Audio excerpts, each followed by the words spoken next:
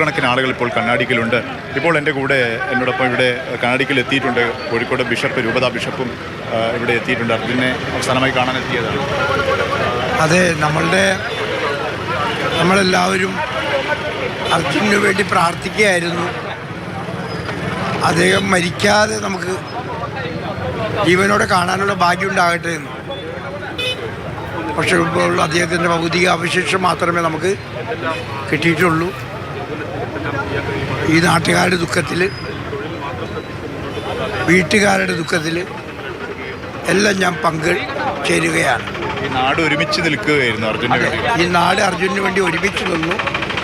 നാടിൻ്റെ പ്രത്യേകതയാണ് കൂട്ടായ്മ, ഒരുമ, സ്നേഹം, ആപത്തിൽ പങ്കുചേരുക എന്നുള്ളതെന്ന് നമുക്ക് മനസ്സിലായി. അപ്പോൾ അത് വളരെ നല്ല കാര്യമായിട്ട് ഞാൻ കാണുകയാണ്. അപ്പോൾ നമ്മളെല്ലാവരും ഒരുമിപ്പിക്കാനായിട്ട് ഈ അർജുൻ്റെ മരണം കാരണമാക്കിയിട്ടുണ്ട്. ചിലപ്പോൾ ചില മരണങ്ങൾ നടക്കുമ്പോൾ വീട്ടുകാരൊക്കെ ഒരുമിച്ച് വരും. അതുപോലെ നമ്മൾ ഒരുമിച്ച് വന്ന ഒരു സംഭവമാണ് ഇതെന്ന് ഞാൻ കാണുന്നത്. അതിനുവേണ്ടിയുള്ള തിരച്ചിലും വലിയൊരു ദീർഘമേറിയ വലിയ തിരച്ചിൽ അവരെ ഏറ്റവും നന്നായിട്ട് അഭിനന്ദിക്കേണ്ടതാണ്. ഒരിക്കലും ഒരു കുറ്റവും പറയാൻ പറ്റില്ല.